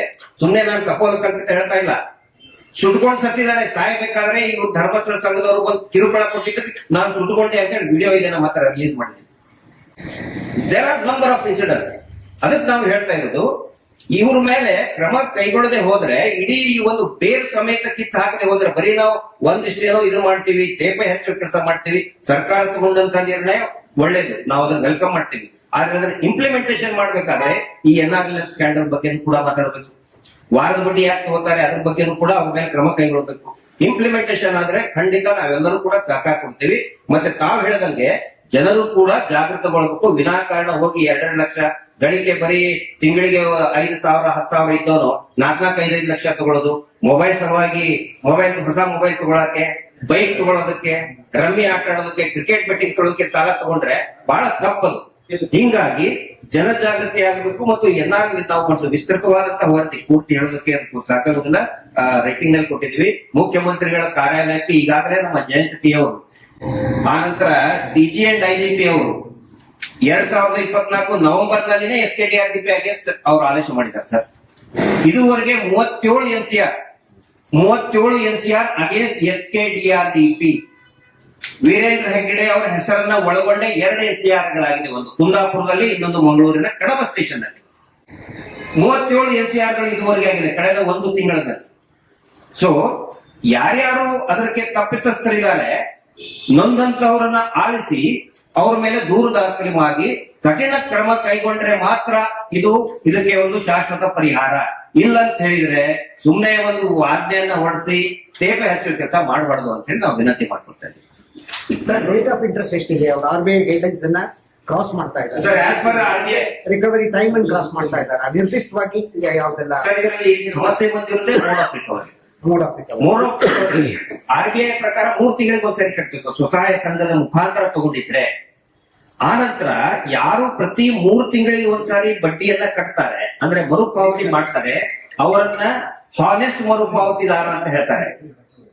ಅಂದ್ರೆ ಹಾನೆಸ್ಟ್ ಆಗಿದ್ದಾನ ಅವನು ಅಂತೇಳಿ ಅಂತವರಿಗೆ NRLM ನಿಂದ 3.5% ಬಡ್ಡಿ ಕಡಿತ ಆಗುತ್ತೆ, ಸರ್ಕಾರನೇ ಕೊಟ್ಟು ಬಿಡ್ತದೆ. ಸೊ ಓವರ್ ಆಲ್ ನಿಮಗೆ 3.5 4% ಮಾತ್ರ ಇರುತ್ತೆ ಸರ್ ಬಡ್ಡಿ. 3 ಮುಂಚೆ ನಬಾರ್ಡ್ ಇತ್ತು, ಈಗ NRLM ಕೊಡ್ತಾ ಇದೆ. ನಬಾರ್ಡ್ 4% ಅಲ್ಲಿ ಕೊಡ್ತಾ ಇತ್ತು, ಇದು 3.5% ಸರ್ಕಾರನೇ, ಸೆಂಟ್ರಲ್ ರೂರಲ್ ಡೆವಲಪ್ಮೆಂಟ್ ಅಥಾರಿಟಿನೇ ಕೊಡ್ತಾ ಇದೆ. ಅದನ್ನ ಯಾರ ಮುಂದೆ ಹೇಳ್ತಾ ಇಲ್ಲ ಇವರು. ಹಿಂಗಾಗಿ ಧರ್ಮಸ್ಥಳ ಜೊತೆಗೆ ಇನ್ನೂ ಅನೇಕ ಮೈಕ್ರೋ ಫೈನಾನ್ಸ್ ಗಳು ಹುಟ್ಕೊಂಡಿರೋದೇ ಅದಕ್ಕೆ ಸಲುವಾಗಿ, ಆ ದುಡ್ಡನ್ನ ಕೊಳ್ಳೆ ಹೊಡೆದ ಸಲುವಾಗಿ. ಮೋಡ್ ಆಫ್ ರಿಕವರಿಲಿ ಪ್ರತಿ ವಾರ ಬಂದು ಅನಧಿಕೃತ ಟೈಮ್ ಅಲ್ಲಿ ರಾತ್ರಿ ಹೊತ್ತು ಬರೋದು, ಬೆಳಿಗ್ಗೆನೆ ಬರೋದು, ಅದು ತಪ್ಪು. ಮನೆ ಒಳಗಡೆ ಬಂದು ಗಲಾಟೆ ಮಾಡೋದು, ಕೆಟ್ಟದಾಗ ಬೈಯೋದು. ಇವತ್ತು ಹೆಣ್ಮಕ್ಳು ಯಾಕೆ ಆತ್ಮಹತ್ಯೆ ಮಾಡ್ಕೊತಾ ಇದ್ದಾರೆ? ನೀನ್ ಇನ್ನೊಬ್ಬರ ಜೊತೆ ಹೋಗಿ ಮಾಡ್ಕೊಂಡು ದುಡ್ಡು ತಗೊಂಡು ಬಾ ಅಂತ ಹೇಳ್ತಾ ಇದ್ದಾರೆ. ಹಿಂಗಾಗಿ ಪಾಪ ಮರ್ಯಾದಸ್ಥರಿಗೆ ಅದು ಒಂಥರ ಕಿರುಕುಳ ಆಗ್ತಾ ಇದೆ. ಅದನ್ನ ತಪ್ಪಿಸ್ಬೇಕು. ಮೋಡ್ ಆಫ್ ರಿಕವರಿ ಇಲ್ಲಿ ಸಾಲ ಕೊಡೋದು ತಪ್ಪಲ್ಲ, ಸಾಲ ಇಸ್ಕೊಡೋದು ತಪ್ಪಲ್ಲ. ಆದ್ರೆ ಯಾವ ಕಾರಣಕ್ಕೆ ಸಾಲ ಇಸ್ಕೊತೀರಿ ಅನ್ನೋದು ಜಾಗೃತಿ ಕೂಡ ಜನಕ್ಕೆ ಬೇಕಲ್ಲ ಸರ್. ಇದ್ರ ಜೊತೆ ಪೊಲೀಸ್ ಇಲಾಖೆ ವೈಫಲ್ಯ ಕೂಡ ಇರುತ್ತೆ. ಖಂಡಿತ ಇದೆ. ಕೂಡ ಒಳಗಾದವರು ಒಬ್ಬರಲ್ಲ ಒಬ್ರು ಕಂಪ್ಲೇಂಟ್ ಕೊಟ್ಟೇ ಇರ್ತಾರೆ. ಹೌದು, ಈಗ ನಮ್ಗೆ ಟಾರ್ಚರ್ ಮಾಡ್ತಾ ಇದ್ದಾನೆ, ಮೆಂಟಲಿ ಹರಾಸ್ ಮಾಡ್ತಾ ಇದ್ದಾನೆ ಅಂತ ಕೊಡ್ತಾರೆ. ಪೊಲೀಸ್ ಡಿಪಾರ್ಟ್ಮೆಂಟ್ ಅವರು ಕ್ರಮ ತಗೋಬಹುದಲ್ಲ? ತಗೋಬೇಕು. ನಾವು ಸುಮಾರು ಈಗ ಸಾಮಾಜಿಕ ಜಾಲತಾಣದಲ್ಲಿ ಹೇಳಿದ್ವಿ, ಈ ಮೈನಿಂಗ್ ಹಗರಣ ನಡಿಬೇಕಾದ್ರೆ, ಅಂದ್ರೆ ಮೈನಿಂಗ್ ಮಾಡ್ಬೇಕಾದ್ರೆ ಜನಾರ್ದನ್ ರೆಡ್ಡಿ ಅವ್ರು ಮತ್ತಿನ್ ಬೇರೆ ಮಾಡ್ಬೇಕಾದ್ರೆ ಎಲ್ಲರೂ ಅವ್ರ ಜೊತೆಗೆ ಇನ್ವಾಲ್ವ್ ಆದ್ರು. ಮಂತ್ಲಿ ತಗೊಂಡ್ರು, ವೀಕ್ಲಿ ತಗೊಂಡ್ರು, ಪ್ಯಾಕೇಜ್ ಅಲ್ಲಿ ಹೋದ್ರು. ಅವಾಗ ಇವರೆಲ್ಲರೂ ಜೈಲಿಗೆ ಹೋದ್ರು. ಈ ಮಾತನ್ನ ನಾನು ಪದೇ ಪದೇ ಹೇಳಿದ್ದೇನೆ. ದಯವಿಟ್ಟು ಇದು ಒಂದು ದಿನ ಸ್ಕ್ಯಾಂಡಲ್ ಆಗೇ ಆಗುತ್ತೆ. ಈಗ ಸ್ಟಾರ್ಟ್ ಆಯ್ತದ. ಪೊಲೀಸ್ ಇಲಾಖೆಯವರು ಏನೋ ಒಂದಿಷ್ಟು ಸಿಗ್ತದೆ, ಏನೋ ಒಂದಿಷ್ಟು ಪ್ರೆಷರ್ ತರ್ತಾರೆ ಅಂತ ಹೇಳಿ ಯಾವುದೇ ಆಂಶಕ್ಕೆ ಒಳಗಾಗಬೇಡಿ. ಪೊಲೀಸ್ ಇಲಾಖೆನೂ ಕೂಡ ಇದನ್ನ ಅರ್ಥ ಮಾಡ್ಕೋಬೇಕು. ಪೊಲೀಸ್ ಇಲಾಖೆ ಇರ್ಬೋದು ಮತ್ತು ಸಂಬಂಧಪಟ್ಟಂತ ಬೇರೆ ಬೇರೆ ಇಲಾಖೆಗಳು ಅರ್ಥ ಮಾಡ್ಕೊಂಡು ಈ ಇಡೀ ಇವತ್ತು ಇದೇನಾದ್ರೂ ಕಂಟ್ರೋಲ್ ಆಗ್ಲಿಲ್ಲ ಅಂದ್ರೆ ಕರ್ನಾಟಕಕ್ಕೆ ಭವಿಷ್ಯನೇ ಇಲ್ಲ. ಇದು ಏನ್ ಇವತ್ತು ಬರ್ತಾ ಇದೆಯಲ್ಲ ಸರ್, ಈಗೀಗ ಜಾಸ್ತಿ ಆಗ್ತಾ ಇಲ್ಲ. ಆಕ್ಚುಲಿ ಮುಂಚೆನೂ ಕೂಡ ಇತ್ತು. It is because of you. ನೀವು ಮಾಧ್ಯಮದವರು ಬಿಂಬಿಸ್ತಾ ಅಂದ್ರೆ ರಿಪೋರ್ಟಿಂಗ್ ನೀವು ಮಾಡ್ತಾ ಇದ್ದೀರಿ, ಹಿಂಗಾಗಿ ಹೆಚ್ಚಂತ ಅನಿಸ್ತಾ ಇದೆ. ಬಟ್ ಇದಕ್ಕಿಂತ ಬಿಫೋರ್ ಸುಮಾರು ಆಗಿದೆ, ರಿಪೋರ್ಟೇ ಆಗಿಲ್ಲ. ಸರ್, ಇದು ಹೊರತಾದ ಒಂದು ಪ್ರಶ್ನೆ, ನೈತಿಕವಾದ. ಈ ಮೈಕ್ರೋ ಫೈನಾನ್ಸಿಂಗು ದೇಶದ ಆರ್ಥಿಕ ವ್ಯವಸ್ಥೆಗೆ ಸಹಕಾರಿ. ಇದನ್ನ ಜಗತ್ತೇ ಗುರುತಿಸಿ ಬಾಂಗ್ಲಾದೇಶದ ಇವರಿಗೆ ನೊಬೆಲ್ ಪಾರಿತೋಷಿಕ ಕೂಡ ಕೊಟ್ಟಿದೆ. ಇಂಥ ಒಂದು ವ್ಯವಸ್ಥೆಯನ್ನ, ಒಂದು ದೇಹಕ್ಕೆ ಕ್ಯಾನ್ಸರ್ ಬಂತು ಅಂದ್ರೆ ಆ ಭಾಗವನ್ನ ಕತ್ತರಿಸಿ ತೆಗಿಬೇಕೇ ಹೊರತು ಇಡೀ ದೇಹ ನಾಶ ಮಾಡೋದನ್ನ ಅಲ್ವಾ? ಹಾಗಾಗಿ ಎಲ್ಲಿ ಕೊರತೆಗಳಿದ್ದಾವೆ, ಎಲ್ಲಿ ಫಾಲ್ಸ್ ಗಳಿದ್ದಾವೆ ಅದನ್ನ ಸರಿಪಡಿಸುವ ತರ ನೋಡ್ಬೇಕೇ ಹೊರತು ಇಡೀ ವ್ಯವಸ್ಥೆನೆ ದೂಷಿಸೋದು ಅಥವಾ ವ್ಯವಸ್ಥೆನೆ ರದ್ದು ಮಾಡಿ ಅಂತ ಹೇಳ್ತಾರೆ. ಬಾಂಗ್ಲಾದೇಶದಲ್ಲಿ ನೋಡಿ, ಮೊಹಮ್ಮದ್ ಯೂನಿಸ್ ಅವರಿಗೆ 2006ರಲ್ಲಿ ನೊಬೆಲ್ ಪ್ರಶಸ್ತಿ ಯಾಕೆ ಬಂತು ಅಂತ ಹೇಳಿದ್ರೆ, ಅಲ್ಲಿ ಜೂಟ್ ಇಂಡಸ್ಟ್ರಿ ಮೇಲೆ ಅನೇಕ ಹೆಣ್ಮಕ್ಳು ಕೆಲಸ ಮಾಡ್ತಿದ್ರು. ಇಡೀ ಬಾಂಗ್ಲಾದೇಶ ಇರೋದು ಒಂದು ಬ್ಯಾಂಬೂ ಮತ್ತೆ ಇನ್ನೊಂದು ಜೂಟ್ ಇಂಡಸ್ಟ್ರಿಯಲ್ಲಿ. 2 ಟಕಾದಲ್ಲಿ ಬರೀ ಒಂದು ದಿನಕ್ಕೆ 2 ಟಕ ಸಿಗ್ತದೆ. 2 ಟಕ ಅಂದ್ರೆ ನಮ್ಮಲ್ಲಿ 2 ಪೈಸೆ ಇದ್ದಂಗೆ, ಅಂದ್ರೆ 70 ಪೈಸೆ ಅಂದ್ರೆ 1 ರೂಪಾಯಿ ಇದ್ದಂಗೆ. ಅವಾಗ ಮೊಹಮ್ಮದ್ ಯೂನಿಸ್ ಅವರು ಏನ್ ಮಾಡಿದ್ರು, ಗುಂಪುಗಳನ್ನ ರಚನೆ ಮಾಡಿ ಅವರಿಗೆ ಆ ದುಡ್ಡನ್ನ ಕೊಟ್ಟು ಅದರಿಂದ ಪ್ರೊಡಕ್ಟಿವಿಟಿ ನೋಡಿದ್ರು. ಇಲ್ಲಿ ಪ್ರೊಡಕ್ಟಿವಿಟಿ ಅನ್ನೋದೇ ಇಲ್ಲ. ಕೂಲಿ ಕೆಲಸ ಮಾಡೋರ್ಗೆ 2 ಲಕ್ಷ ಕೊಡ್ತಾರೆ. ಬಾಂಗ್ಲಾದೇಶದ GDP 3 ಪಟ್ಟಾಯ್ತು ಮೊಹಮ್ಮದ್. ಆನಂತರ ಗ್ರಾಮೀಣ ಬ್ಯಾಂಕ್ ಬಂದಕ್ಕೆ ಆ ಒಂದು ಪರಿಕಲ್ಪನೆಯನ್ನ ಕೊಟ್ಟಿದೆ ಈ ಮೈಕ್ರೋ ಫೈನಾನ್ಸ್ ಇಡೀ ಜಗತ್ತಿಗೆ. ಹೌದು.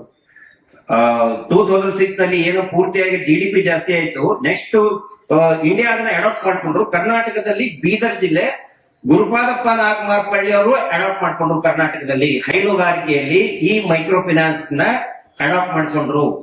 ಬಹಳ ಚೆನ್ನಾಗಿ ಮಾಡಿದ್ರು. ಅಂದ್ರೆ ಪ್ರೊಡಕ್ಟಿವ್ ಇದ್ರ ಮೇಲೆ ನೀವು ಲೋನ್ ಕೊಡಿ. ಹೌದು, ಎಕ್ಸಾಕ್ಟ್ಲಿ ಸರ್. ಉತ್ಪಾದಕತೆ ಮೇಲೆ ಕೊಡಬೇಡಿ, ಉತ್ಪಾದಕ ವಲಯಕ್ಕೆ ಕೊಡಿ. ಹೌದು, ಅದ್ರ ದುಡ್ಡು ಕೊಟ್ಟಿದ್ದ ಮೇಲೆ ಅವರಿಗೆ ಸಾಲ ತಗೊಂಡ ಮೇಲೆ ಅದನ್ನ ದುಡಿಸ್ಕೋಬೇಕು. ಇಲ್ಲಿ ಸಾಲ ತಗೊಂಡು ಕುಡಿತಾರೆ, ಸಾಲ ತಗೊಂಡು ಮೊಬೈಲ್ ತಗೊಳ್ತಾರೆ, ರಮ್ಮಿ ಆಟಕ್ಕೆ ಹಚ್ತಾರೆ. ಅವ್ರಿಗೆ ಲೈಸೆನ್ಸ್ ಇಲ್ಲ ಅಂತ ಹೇಳಿದ್ಮೇಲೆ ಇವರಿಗೆ SKDRDP ಅವ್ರಿಗೆ ಏನಾಗಿದೆ, ಲೈಸೆನ್ಸ್ ಇಲ್ಲದೆ ಕಾರ್ ಓಡಿಸ್ತಾ ಇದ್ದಾರೆ. ಅವ್ರಿಗೆ ಏನ್ ಧೈರ್ಯ, ನನ್ನ ಕಾರ್ನಲ್ಲಿ ಹೋಮ್ ಮಿನಿಸ್ಟರ್ ಇದ್ದಾನೆ, ಕುತ್ಕೊಂಡಿದ್ದಾನೆ, ಯಾವ ಪೊಲೀಸರು ನನ್ಗೆ ಲೈಸೆನ್ಸ್ ಕೇಳ್ತಾನೆ? ಪದೇ ಪದೇ ಹೋಮ್ ಮಿನಿಸ್ಟರ್ ಬರ್ತಾರೆ, ನಿರ್ಮಲಾ ಸೀತಾರಾಮನ್ ಅವರು ಬರ್ತಾರೆ. ಯಾವ IT ಅಧಿಕಾರಿಗಳು ಲೈಸೆನ್ಸ್ ಕೇಳೋದಿಲ್ಲ, ಪೊಲೀಸ್ ಅಧಿಕಾರಿಗಳು ಲೈಸೆನ್ಸ್ ಕೇಳೋದಿಲ್ಲ. ಯಾಕಂದ್ರೆ ಇವ್ರ ಕಾಲಲ್ಲೇ ಹೋಮ್ ಮಿನಿಸ್ಟರ್ ಕೂತ ಮೇಲೆ ಯಾವ್ದಾದ್ರು ಪೊಲೀಸ್ ಅಧಿಕಾರಿ ಹಿಡಿದು ಕೇಳ್ತಾನ? ಸರ್, ನೀವು ಖಚಿತವಾಗಿ ಹೇಳ್ತೀರಾ ಅವ್ರು ಲೈಸೆನ್ಸ್ ಇಲ್ಲದೆ ಇಲ್ಲಿವರೆಗೆ? 100% RTI ದಾಖಲೆ ಇದೆ, ನಾವು ಕೊಡ್ತಿದೀವಿ. RBI ನವರೇ ಕೊಟ್ಟಿದ್ದಾರೆ ಇವ್ರಿಗೆ ಯಾವುದೇ ಲೈಸೆನ್ಸ್ ಇಲ್ಲ ಅಂತ ಹೇಳಿ. ಕರ್ನಾಟಕ ಸರ್ಕಾರದ ಲೇವಾದೇವಿ ಕಾಯ್ದೆಯಲ್ಲೂ ಕೂಡ ಲೈಸೆನ್ಸ್ ಇಲ್ಲ ಅಂತ ಹೇಳಿ ದಾಖಲೆಯನ್ನ ನಮ್ಗೆ ಕೊಟ್ಟಿದ್ದಾರೆ, ನಾವು ತೋರಿಸಿದೀವಿ ಅಂತ. ಯಾವುದೇ ಲೈಸೆನ್ಸ್ ಇಲ್ಲ ಅವ್ರಿಗೆ. BC ಏಜೆಂಟ್ ಟ್ರಸ್ಟ್ ಅಂತ ಹೇಳ್ಕೊತಾರೆ. BC ಏಜೆಂಟ್ ಅಂತ ಹೇಳಿದ್ರೆ ಬ್ಯಾಂಕ್ ಏನ್ ಕೊಡ್ತದೆ, ಬ್ಯಾಂಕ್ ನಿಂದ ನೇರವಾಗಿ ಟ್ರಾನ್ಸ್ಫರ್ ಮಾಡಬೇಕು. ಇವತ್ತಿನವರೆಗೂ ಒಬ್ಬ ಫಲಾನುಭವಿಗಳಿಗೆ ಬ್ಯಾಂಕಿನಿಂದ ನೇರವಾಗಿ ಮಾಡಿಲ್ಲ. ಬ್ಯಾಂಕಿಂದ 4% ಇಂದ SKDRDP ಟ್ರಸ್ಟಿಗೆ ಹಾಕೋತಾರೆ, ಇವರಿಗೆ 20% ಬ್ಯಾಂಕ್ ಕೊಡ್ತಾರೆ. ಡೈರೆಕ್ಟ್ ಬೆನಿಫಿಷಿಯರಿ ಯಾವ ಒಬ್ರು ಇಲ್ಲ. ಇವಾಗ ನಿಮ್ಮ ನೇರವಾದ ಆರೋಪ ಮತ್ತು ಬೇಡಿಕೆ 2 ನಿಮಿಷ. ಸರ್, ನೇರವಾದ ಆರೋಪ ಅಂತ ಹೇಳಿದ್ರೆ ಇದರಲ್ಲಿ ಪ್ರಭಾವಿಗಳು ಈ ಕಾನೂನಿನಿಂದ ನುಡಿಸ್ಕೊಳ್ತಾ ಇದ್ದಾರೆ. ಹಾಗಾಗಬಾರ್ದು. ಪ್ರಭಾವಿಗಳಿಗೆ ಅಂದ್ರೆ ಈ ಮೈಕ್ರೋ ಫೈನಾನ್ಸ್ ಮತ್ತು ಲೈಸೆನ್ಸ್ ಇಲ್ಲದೆ ಇರುವಂತಹ SKDRDP ಧರ್ಮಸ್ಥಳದ ಹಣಕಾಸು ಸಂಸ್ಥೆಯಿಂದ ಸೇರಿದಂತೆ, ಹೌದು, ಅದನ್ನು ಸೇರಿಸಿದಂತೆ ಎಲ್ಲರಿಗೂ ಕೂಡ ಶಿಕ್ಷೆ ಆಗಬೇಕು. ಅವರನ್ನ ಕಾನೂನು ಕ್ರಮಕ್ಕೆ ಜರುಗಿಸಬೇಕು. ಆನಂತರ ಜನರು ಕೂಡ ಜಾಗೃತರಾಗಬೇಕು. ದಯವಿಟ್ಟು ಸಾವಿಗೆ ಶರಣಾಗಬೇಡಿ. ನಿಮ್ಮ ಜೊತೆಗೆ ನಾವಿದೀವಿ. ಸೌಜನ್ಯ ಹೋರಾಟಗಾರರಿದ್ದಾರೆ, ಕಾನೂನು ವ್ಯವಸ್ಥೆ ಇದೆ, ನಿಮ್ಮ ಜೊತೆಗೆ ಮಾಧ್ಯಮದವರಿದ್ದಾರೆ, ದೊಡ್ಡ ಜನಸಮೂಹ ಇದೆ ಅನ್ನೋ ಒಂದು ಮಾತನ್ನು ಹೇಳ್ತಾ ಇದ್ದೀನಿ. ನಮ್ಮ ಪ್ರತಿ ಜಿಲ್ಲೆಯಲ್ಲಿಯೂ ಕೂಡ ಸೌಜನ್ಯ ಹೋರಾಟಗಾರರು ಮತ್ತು ಮಾಹಿತಿ ಹಕ್ಕು ಮತ್ತೆ ರೈತ ಸಂಘದವರು ಸೇರಿದ್ದಾರೆ. DSS ನವರು ಕೂಡ ಈಗ ನಮ್ಮ ಜೊತೆಗಿದ್ದಾರೆ, ರಕ್ಷಣಾ ವೇದಿಕೆನವರು ಇದ್ದಾರೆ. ನಿಮ್ಮ ಪರವಾಗಿ ನಾವು ಇರ್ತೀವಿ. ಪೊಲೀಸ್ ಠಾಣೆಗೆ ದೂರು ಕೊಡಿ, ಆದ್ರೆ ಜೀವ ಕಳ್ಕೊಳ್ಳುವಂತ ಕೆಲಸ ಮಾಡಬೇಡಿ. ಧೈರ್ಯವಾಗಿರಿ, ಆತ್ಮವಿಶ್ವಾಸದಿರಿ ಅನ್ನೋ ಒಂದು ಮಾತನ್ನ ನಾವು ಹೇಳ್ತಾ ಇದ್ದೀವಿ. ಸರ್, ಒಂದು ಹೆಲ್ಪ್ ಲೈನ್ ತೆಗಿಬಹುದಲ್ಲ ಸರ್? ಈ ಮೈಕ್ರೋ ಫೈನಾನ್ಸ್ ಹಾವಳಿಗೆ ಒಳಗಾದವರು ಅವ್ರಿಗೆ ಏನಂತ ತೊಂದರೆ ಬಂತು? ನಾವು ಮಾಡಿದ್ದೀವಿ. ಅಲ್ಲ, ಸಹಾಯವಾಣಿ ನಂಬರ್ ಇದ್ರೆ ಹೇಳಿ. ಯೂಟ್ಯೂಬ್ ನಲ್ಲಿ ಈಗ ಏನಾಗ್ತದೆ, ಯಾವ ಟಿವಿ ಚಾನಲ್ ನಲ್ಲಿ ಬರಲ್ಲ. ಯೂಟ್ಯೂಬ್ ನಲ್ಲಿ ಎಲ್ಲ ನಾವು ಡಿಸ್ಪ್ಲೇ ಮಾಡ್ತಾ ಇದ್ದೀವಿ. ಜಯಂತ್ ಅವ್ರದ್ದೇ ನಂಬರ್ ಇದೆ, ಆನಂತರ ರಾಮಕೃಷ್ಣ ಅವ್ರ ನಂಬರ್ ಇದೆ, ಇವ್ರ ನಂಬರ್ ಇದೆ, ಚಿಕ್ಕಬಳ್ಳಾಪುರ ಹೆಲ್ಪ್ ಲೈನ್ ಮಾಡಿದ್ದೀರಾ? ಮಾಡಿದೀವಿ ಸರ್. ಪ್ರತಿ ಜಿಲ್ಲೆಗೂ ಕೂಡ ನಾವು ಹೆಲ್ಪ್ ಲೈನ್ ಮಾಡಿದೀವಿ. ಪ್ರತಿದಿನ ನಾವು ಮೀಟಿಂಗ್ ಮಾಡ್ತೀವಿ, ವಾರ ಮೀಟಿಂಗ್ ಮಾಡಿಸಿದ್ವಿ. ಜಸ್ಟಿಸ್ ಫಾರ್ ಸೌಜನ್ಯ ವಾರ ಮೀಟಿಂಗ್ ಅಲ್ಲಿ ಇದನ್ನೆಲ್ಲ ಮಾಡ್ತಾ ಇರ್ತೀವಿ. ಇಲ್ಲ, ಸೌಜನ್ಯ ಹೊರತಾಗಿ ಮೈಕ್ರೋ ಫೈನಾನ್ಸ್ ಸಂಬಂಧಪಟ್ಟ ಹಾಗೆ. ಹೌದು ಸೌಜನ್ಯ ಹೋರಾಟದ ಭಾಗನೇ ಸರ್ ಇದು. ಭಾಗನೇ ಸರ್. ಬರೀ ಸೌಜನ್ಯದೇ ಅಲ್ಲ, ಹಿಂದೆ ನಾವು 30 ವರ್ಷದ ಹಿಂದೆ ಸೌಮ್ಯ ಭಟ್ ಅಂತ ಪುತ್ತೂರಲ್ಲಿ ಒಂದು ಹುಡುಗಿ ತಮ್ಮ ಆರೋಪಿ ಹತ್ರ ನಮ್ಮ ಪತ್ರಿಕೆ ಆಫೀಸ್ಗಳಲ್ಲಿ ನುಗ್ಗಿ ಚಿಂದಿ ಮಾಡಿದ್ರು ನಮ್ಗೆ 30-35 ವರ್ಷದ ಹಿಂದೆ. ಅವಾಗೂ ಸಿಗ್ಲಿಲ್ಲ. ಧನ್ಯವಾದಗಳು. ಎಲ್ಲಾ ಮೈಕ್ರೋ ಫೈನಾನ್ಸ್ ನವರು 40,000 ಇಲ್ಲ 50,000 ಕೊಡ್ತಾರೆ. ಅಂದ್ರೆ ಅದರ್ಸ್ ಮೈಕ್ರೋ ಫೈನಾನ್ಸ್ ಅವರು ಈ SKDRDP ಮೇಲೆ ನಾವು ಯಾಕೆ ಹೇಳ್ತೀವಿ ಅಂದಪ್ಪ ಅಂದ್ರೆ, ಈಗ ಅವನು ಒಬ್ಬರಿಗೆ 2 ಲಕ್ಷ ಕೊಡ್ತಾರೆ, 3 ಲಕ್ಷ ಕೊಡ್ತಾರೆ, 4 ಲಕ್ಷ 5 ಲಕ್ಷದವರೆಗೆ ಕೊಡ್ತಾರೆ. ಅವ್ನು ದುಡಿಮೆ ಎಷ್ಟಿರ್ತೈತಿ? ಒಂದು ತಿಂಗಳಿಗೆ 12,000 ರೂಪಾಯಿ ದುಡಿಮೆ ಇರ್ತದೆ ಸರ್. ಅವ್ನು ಕೂಲಿ ಕೆಲಸ ಮಾಡ್ಕೊಂಡ್ ಬಂದ ಅವನು ರೇಷನ್ ಏನು, ಅವ್ನ ಮನೆ ಬಾಡಿಗೆ ಏನು, ಅವ್ನ ಜೀವನದ ಖರ್ಚು ವೆಚ್ಚ ಏನು, ಅವನ್ನೆಲ್ಲ ಟೋಟಲ್ ಆಗಿ ಎಷ್ಟು ಹೋಗ್ತೈತಿ? 9,000 ರೂಪಾಯಿ ಅವ್ನು ಖರ್ಚು ಹೋಗ್ತೈತಿ. ಅವ್ನು ಉಳಿಯೋದೆಷ್ಟು? 2-3 ಸಾವಿರ ರೂಪಾಯಿ ಉಳಿತೈತಿ. ಅವ್ನ ಯುವತಿಗೆ ಏನ್ ಮಾಡ್ಬೇಕು? ಅವ್ನು ಸರ್ವೆ ಮಾಡಿ ಅವ್ನು ಒಂದು ತಿಂಗಳಿಗೆ 2,000 ಕೊಟ್ಟಕ್ಕೆ ಅವ್ನ ಎಲಿಜಿಬಿಲಿಟಿನ ಆ 2,000 ರೂಪಾಯಿ ಎಲಿಜಿಬಿಲಿಟಿ ನೋಡಿ ಅವ್ನಿಗೆ ಸಾಲ ಕೊಡ್ಬೇಕು. ಅದೆಲ್ಲ ಬಿಟ್ಟು 2,000 ಬಿಟ್ಟು ಅವನಿಗೆ 15,000 ರೂಪಾಯಿ EMI ತಿಂಗಳ ಬರಂಗ್ ಕಟ್ಟಿದ್ರೆ ಅವ್ನು ಒಂದು ಮೈಕ್ರೋ ಫೈನಾನ್ಸ್ ಅಲ್ಲ ಸರ್, 3 ಮೈಕ್ರೋ ಫೈನಾನ್ಸ್ ನ ಸಾಲ ತಗೊಂತಾನೆ. ಅವ್ನಿಗೆ ಕಟ್ಟಕ್ ಬೇಕಲ್ಲ. ಈಗ ನಮ್ಮಂತ ಲೇವಾದೇವಿ ಮಾಡಂತಲ್ಲ ಏನ್ ಮಾಡ್ತಾನ, ಈ ವಾರ ನನಗೆ ಕಂತು ಕಟ್ಟಕ್ಕಿಲ್ಲ, ನೀನ್ ಕೊಡು ಅಂತ ಇಸ್ಕೊಂತ. ಅಷ್ಟೊಳಗೆ ಯಾಕೆ ತಗೋಬೇಕು? ಅದೇ ಸರ್, ಈಗ ಕೊಡೋದು ಏನೈತಲ್ಲ ಮೈಕ್ರೋ ಫೈನಾನ್ಸ್ ಅಂತ ಏನ್ ಇರ್ತಾರಲ್ಲ ಅವ್ರನ್ನ ಸರ್ವೆ ಮಾಡ್ಬೇಕು. ಈಗ ಸರ್ಕಾರ ಸುಗ್ರೀವಾಜ್ಞೆ ಹೊರಡಿಸ್ತಲ್ಲ, ಈ ಅಂಶನ ಗಂಭೀರವಾಗಿ ತಗೋಬೇಕು ಸರ್. ಇನ್ನೊಂದು ಇದನ್ನ ಕುಡಿತಕ್ಕೆ ಹೆಂಗೆ ಚಟ ಬೆಳೆಸ್ತಾರಲ್ಲ ಹಂಗ್ ಬೆಳೆಸ್ಬಿಟ್ಟಿದ್ದಾರೆ. ಈಗ ಅವನು ಮಟ್ಟ ಆಡೋದಕ್ಕೆ, ಈ ಜೂಜ್ ಆಡೋದಕ್ಕೆ ಎಲ್ಲ ಸಾಲ ತಗೊಳ್ತಾನೆ. ಅವ್ನ್ ತಗೊಂಡ್ಬಿಡ್ತಾನೆ ಸರ್. ಅವ್ನ್ ತಗೊಂಡ್ ಏನ್ ಮಾಡ್ತಾನೆ, ಅವ್ನು ಎಣ್ಣೆ ಹೊಡ್ಕಂತ ಎಲ್ಲೋ ಹೋಗ್ಬಿಡ್ತಾನೆ. ಇದು ಹಳ್ಳಿ ಪರಿಸ್ಥಿತಿ ರೀ. ನಾನ್ ಹಳ್ಳಿಯಾಗಿರೋ ಅಂತ ನಾನು ಹಳ್ಳಿ ಪರಿಸ್ಥಿತಿ ಹೇಳ್ತಾ ಇದ್ದೀನಿ. ಅವ್ನು ಇವತ್ತು ಲೋನ್ ಕಟ್ಸನಕ ಬರ್ತಾರೆ, ಅವ್ನು ಹೋಗಿ ಎಲ್ಲೇ ಕುಡ್ಕೊಂಡು ಎಲ್ಲೇ ಬಿದ್ದಿರ್ತಾನೆ, ಇಲ್ಲ ಎಲ್ಲೇ ಹೋಗಿ ಯಾವ್ದಾರ ಹೋದಾಗೆ ಬಚ್ಚಿಟ್ಕೊಂತಾನೆ. ಮನಿ ಹೆಣ್ಮಕ್ಳು ಏನ್ ಮಾಡ್ಬೇಕು? ಅದ್ರ ಇಚ್ಚಿಗೆ ಏನ್ ಮಾಡ್ತಾರೆ ಸರ್, ಈಗ ನೋಡ್ರಿ ಮಾಧ್ಯಮದವ್ರು ಇದು ಒಂದು ಬಹಳ ಮಕ್ಕಳು ಶಾಲೆ ಬಿಡಿಸಿ ದುಡಿಯಕ್ಕೋಸ್ಕರ ಸಿಟಿಗಳಿಗೆ ಹೋಗ್ಯಾರ. ನಮ್ ತಲೆ ಸಾಕಷ್ಟು ವಿಡಿಯೋಗಳು ಅದಾವು, ನಾವು ಕೊಡ್ತೀವಿ. ಮಕ್ಕಳು ವಿದ್ಯಾಭ್ಯಾಸ ಹಾಳಾಗ್ತೈತಿ. ಅವರು ಸಿಟಿಗೆ ಬಂದಿದ್ರು ಅವ್ರನ್ನ ಕೈ ಬಿಡಲ್ಲ, ಅವ್ರನ್ನ ಬಿಡಕ್ ಸಾಧ್ಯನೇ ಇಲ್ಲ. ಫೋನ್ ಥ್ರೂ ಅವ್ರಿಗೆ ಹೆವಿ ಟಾರ್ಚರ್. ಹೆವಿ ಟಾರ್ಚರ್ ಅನ್ನೋದೇನು, ನೀವು ಪ್ರತಿ ಹಳ್ಳಿ ಹೋದ್ನಪ್ಪ ಅಂದ್ರೆ ಮೈಕ್ರೋ ಫೈನಾನ್ಸ್ ಗಳ ಒಳಗೆ ಎಲ್ಲರೂ ಸೇರಿ 30% ಲೋನ್ ಕೊಟ್ರೆ 70% ಕೊಟ್ರೆ SKDRDP ಧರ್ಮಸ್ಥಳ ಗ್ರಾಮಾಭಿವೃದ್ಧಿ ಸಂಘನೇ. ನೀವು ಅದೇನು ಸುಳ್ಳು ಅನ್ನೋದಾದ್ರೆ ನಾನು ಒಂದಳ್ಳಿ ಅಲ್ಲ 1000 ಹಳ್ಳಿನ ನಾನು ನಿಮಗೆ ಖರ್ಚು ಮಾಡಿಸ್ತೀನಿ. ಪ್ರತಿ ಒಂದು 1000 ಹಳ್ಳಿನೂ ನಿಮ್ ಥ್ರೂ ಮನೆಗೆ ಹೋಗಿ ನಾನು ನಿಮಗೆ ಹೇಳಿಸ್ತೀನಿ. 70% 70ರಿಂದ 80% ಕೊಟ್ರೆ SKDRDP ಧರ್ಮಸ್ಥಳ ಸಂಘ. ನಾವ್ ಯಾಕೆ ಇದಕ್ಕೆ ನೇರ ಆಪಾದನೆ ಮಾಡ್ತೀವಿ ಅಂದಪ್ಪ ಅಂದ್ರೆ, ಬೇರೆ ಮೊನ್ನೆ ಒಂದು ನಾಗರಾಜ್ ಅವ್ರು ಹೇಳ್ಯಾರ, ಯಾವ್ದೋ ಹುಬ್ಳಿ ಧಾರವಾಡದಲ್ಲಿ ಮೈಕ್ರೋ ಫೈನಾನ್ಸ್ ಅಂತಂದು ಹೇಳಿ ಎಲ್ಲ ಮಾಧ್ಯಮದವ್ರು ಹೇಳ್ತಾ ಇದಾರೆ. ಮೈಕ್ರೋ ಫೈನಾನ್ಸ್ ಹೆಸರ ನೀವು ಕೆಲ್ಸಕತ್ತೀರಿ. ನಾವು ಕೊಡೋದೆಷ್ಟು? ಅವ್ರಿಗೆ ಒಂದು ಹೂವಿನ ವ್ಯಾಪಾರ ಮಾಡಕ, ಹಾಲಿನ ವ್ಯಾಪಾರ ಮಾಡಕ್ಕೆ, ಇಲ್ಲ ಅವ್ರು ಏನಾರ ಹೈನುಗಾರಿಕೆ ಆಕಳಿಕ ಒಂದು ತಗೋಣಕ್ಕೆ ನಾವು ಕೊಡ್ತೀವಿ. 45,000 ಕೊಡ್ತೀವಿ. ಅವ್ರಿಗೆ ಹೊರೆ ಮಾಡಿರೋದು ಯಾರು? 2-3 ಲಕ್ಷ 5 ಲಕ್ಷದವರೆಗೆ ಕೊಟ್ಟರೆ ಯಾರು? ಆಯ್ತು, ಓಕೆ. ಒಂದು ಕುಟುಂಬಕ್ಕೆ ಒಬ್ಬರಿಗೆ 2ರಿಂದ 3 ಲಕ್ಷ 4 ಲಕ್ಷ ಕೊಡ್ಬೋದು. ಕುಟುಂಬದಾಗ 3 ಇಲ್ಲ 2 ಅಣ್ಣ ತಮ್ಮ ಇದ್ದು, ಆ 2 ಅಣ್ಣ ತಮ್ಮಗೂ ಅವ್ರ 2 ಹೆಂಡ್ರಿಗೂ ಒಂದೊಂದ್ ಮನೆಗೆ 4 ಲೋನ್ ಕೊಟ್ಟಪ್ಪ ಅಂದ್ರೆ ಅವ್ರು ಎಲ್ಲಿಂದ ಕಟ್ಬೇಕಾಗ್ತೈತಿ? ತಗಂತ ನಮ್ಗೆ ಎಕ್ಸಲ್ ಕಾಣಿಸ್ತಾನೆ ಅವತ್ತಲ್ಲಿ ಬೇಕಲ್ಲ. ಇವತ್ತು ಸಾಯೋದು ಎದಕ್ಕೋಸ್ಕರ? ಇವತ್ತು ಮಕ್ಕಳು ವಿದ್ಯಾಭ್ಯಾಸ ನೋಡ್ರಿ ಬಹಳ ವಂಚಿತರಾಗ್ತಾ ಇದಾರೆ. ಮಾಧ್ಯಮದವ್ರು ಇದನ್ನ ಬೇಕಾದ್ರೆ ಹಳ್ಳಿಗಳ ಒಳಗೆ ನೀವು ದಾಖಲಾತಿ ತಗೊಳ್ರಿ. ನೀವು SLC ಇಂದ PUC ಅವನ್ನೆಲ್ಲ ಮಕ್ಕಳು ದಾಖಲಾತಿ ತಗೊಳ್ರಿ. ಆ ಎಲ್ಲ ಮಕ್ಕಳು ಡ್ರಾಪ್ ಅಪ್ ಅದಾವ್ರಿ. ಇದು ಮೈಕ್ರೋ ಫೈನಾನ್ಸ್ ಇದೇನು ಜೀವಾಣಿ ಮಾಡಕತ್ತಾರಲ್ರಿ, ಜೀವಾಣಿ ಜೊತೆಗೆ ವಿದ್ಯಾಭ್ಯಾಸದ ಹಾನಿನೂ ಮಾಡ್ತಾ ಇದಾರೆ. ಇದು ಮಾತ್ರ ಬಂದು ಮಾಧ್ಯಮ ಏನಾರ ಕಣ್ಣು ಮುಚ್ಚಿ ಕುಂತ್ರೆ ಮತ್ತೆ ನಾವು ಅನಕ್ಷರಸ್ಥ ನಾಗರಿಕತೆಗೆ ಅತಿ ಶೀಘ್ರದಾಗ ಹೋಗ್ತೀವಿ. ಮತ್ತೆ ಅದೇನು ಬಹಳ ಟೈಮ್ ಏನು ಬೇಕಾಗಿಲ್ಲ, ಅತಿ ಶಾರ್ಟ್ಲಿ ಹೋಗ್ತೀವಿ. ನಿಮ್ ಮಾಧ್ಯಮದವರಿಗೆಲ್ಲ ಕೈ ಮುಗಿದು ಕೇಳ್ತೀನಿ, ಮಕ್ಕಳು ವಿದ್ಯಾಭ್ಯಾಸದ ಕಡೆಗೆ ಜಾಸ್ತಿ ಒಲವಿರ್ಬೇಕು. ಅದನ್ನ ಸ್ವಲ್ಪ ನೀವು ವರದಿ ಚೆನ್ನಾಗಿ ಮಾಡ್ರಿ ಅಂತ ಹೇಳ್ತಾ ಇದ್ದೀವಿ. ಮಾಡಿದ್ದಾರೆ ಸರ್, ಜೀವಂತವಾಗಿ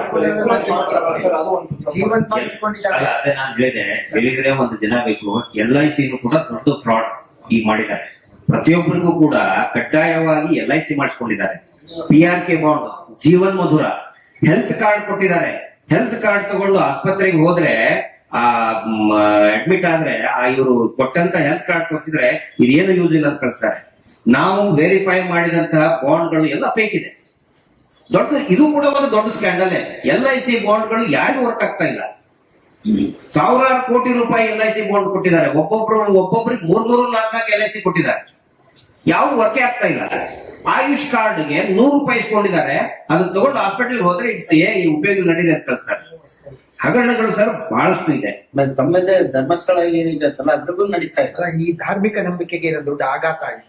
ಯಾವತ್ತೊಬ್ಬ ಇಷ್ಟು ವರ್ಷ ಲೈಸೆನ್ಸ್ ಇಲ್ದಿರಾ ನೈತಿಕವಾಗಿ ಮಾತಾಡುವಂತ ಜನ ಸರ್, ದೇವರ ಹೆಸರನ್ನ ದೇವರ ಹೆಸರನ್ನ ಇಟ್ಟು ದುಡ್ಡು ಬಡ್ಡಿ ವಸೂಲಿ ಮಾಡುದು ಆಸ್ ಪರ್ ಸೆಕ್ಷನ್ 354 ಭಾರತೀಯ ನ್ಯಾಯ ಸಂಹಿತೆ ಪ್ರಕಾರ it is an offence. Spiritual threatening ಅಂತ ಕರೀತಾರೆ ಅದಕ್ಕೆ. ಸ್ಪಿರಿಚುವಲ್ ಥ್ರೆಟನಿಂಗ್ ಪ್ರಕಾರ ದೇವ್ರನ್ನ ಮಂಜುನಾಥ ಸ್ವಾಮಿ ಇರ್ಬೋದು, ಗಣಪತಿ ಇರ್ಬೋದು, ವೆಂಕಟರಮಣ ಸ್ವಾಮಿ ಹೆಸರಿಟ್ಟು ನೀನು ದುಡ್ಡು ಕಟ್ಟು ಅಂತ ಹೇಳಿದ್ರೆ ಅದು ಅಪರಾಧ ಆಗುತ್ತೆ 354 BNS ಪ್ರಕಾರ. ನಾವು ಅದನ್ನೇ ಹೇಳ್ತಾ ಇದೀವಿ. ದೇವ್ರನ್ನ ಹೆಸರು ಮುಂದಿಟ್ಕೊಂಡು ವಸೂಲಿ ಮಾಡಬೇಡಿ. ನಿಮ್ ಸಂಸ್ಥೆ ಹೆಸರು ಇಟ್ಕೊಳ್ಳಿ ಅಪ್ಪ, ನಿಮ್ ಹೆಸರು ಇಟ್ಕೊಳ್ಳಿ. ಅದೇ ಒಂದು ಧಾರಾಳವಾಗಿ ಹೆದರಿಸ್ತಾ ಇದ್ದಾರೆ ಜನಕ್ಕೆ. ಧರ್ಮಸ್ಥಳ ನಾವು ಎದುರ್ತೀವಿ, ಬರ್ತೀವಿ. ಹಂಗೆ ಅದನ್ನ ಹೆಸರು ಹೇಳ್ಕೊಂಡು ನಮ್ಮ ಮನೆ ಲೂಟಿ ಮಾಡಿ ಧರ್ಮಸ್ಥಳದವ್ರು ಬಂದು ಲೂಟಿ ಮಾಡಿದ್ರೆ ನೀವು ಸುಮ್ಮನೆ ಇರತ್ರಿ ಹಂಗಾಗುತ್ತೆ. ಅದಕ್ಕೆ ತಾವು ಹೇಳಿದ ಕೂಡ ನೆನಪಾಯ್ತು. BNS ಪ್ರಕಾರ ಧರ್ಮಸ್ಥಳದ ಹೆಸರು ಹೇಳ್ಕೊಂಡು ಬಡ್ಡಿ ವಸೂಲಿ ಮಾಡಿದ್ರೆ ಅಪರಾಧ. ಜನಜಾಗೃತಿ ಮಾಡಿ ಮಾಡ್ತೇನೆ. ಸರ್, ಈ ಮೈಕ್ರೋ ಈಗ ಮಾಡ್ಲಿ. ಪ್ರತಿ ಜಿಲ್ಲೆ ಪ್ರತಿ ತಾಲೂಕಿಗೆ ಒಬ್ಬೊಬ್ಬರಿಗೆ ನಾವು ಇದನ್ನ ನಂಬರ್ ಕೊಟ್ಟು ಅವೇರ್ನೆಸ್ ಮಾಡ್ತಾ ಇದ್ದೀವಿ. ಈಗ ನೋಡಿ ಈ ಫೋನ್ ಬಂದೈತಿ ಔಟ್ಸ್ಪೆಕ್ಟರ್ ನಿಂತಲ್ಲಿ ಮಾತಾಡ್ತೀನಿ. ಒಂದು ಮನೆಗೆ ಹೋಗಿ ಒಂದ್ ಮನೆಗೆ ಹೋಗಿ ಆ ಅಮ್ಮ ಇವತ್ತು ದುಡ್ಡಿಲ್ಲ ಅಂತ ಹೇಳ್ತೈತೆ. ಇದೇ SKDRD 10ರಿಂದ 12 ಜನ ಕರ್ಕೊಂಡು ಹೋಗಿ ಆ ಅಮ್ಮನ ಮನೆಗೆ ಈ ಜಗಳ ಕಳ್ಸಿರ್ತೀವಿ ಅಂದ್ರೆ ಮಾತಾಡಿಸ್ತೀವಿ. ಅಂದ್ರೆ ಆ ರೀತಿ ಐತಿ ಪರಿಸ್ಥಿತಿ, ಹಂಗೈತಿ. ಆ ಸೊಸೈಟಿ ಮಾಡ್ಕೊಂಡು ಸಾಯಲ್ಲ, ಈ ರೀತಿ ಅನೌನ್ಸ್ಮೆಂಟ್ ಮಾಡಿದ್ರೆ ಸಾಯಲ್ಲ.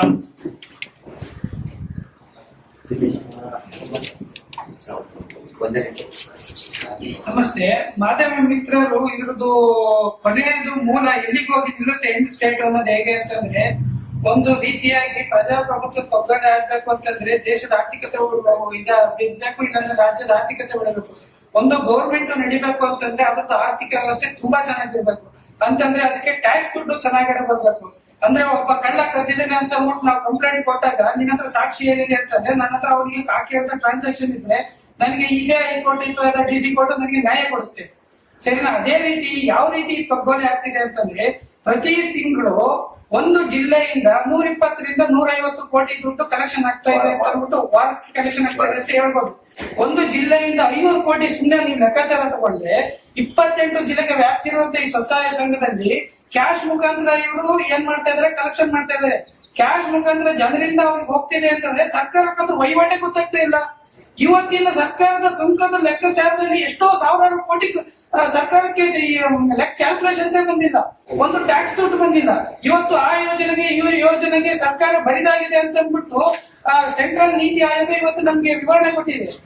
ಒಂದು ಪಾಲು SKDRD ಇಷ್ಟು ಸಾವಿರಾರು ಕೋಟಿ ವ್ಯವಹಾರ ಮಾಡೋದು, ಸುಂಕ ಎಷ್ಟು ಸಾವಿರ ಕೋಟಿ ತಿಂಗಳು ಅವ್ರು ಕಟ್ಟಬೇಕಾಗುತ್ತೆ. ಲೆಕ್ಕಾಚಾರ ತೋರಿಸಿದೆ.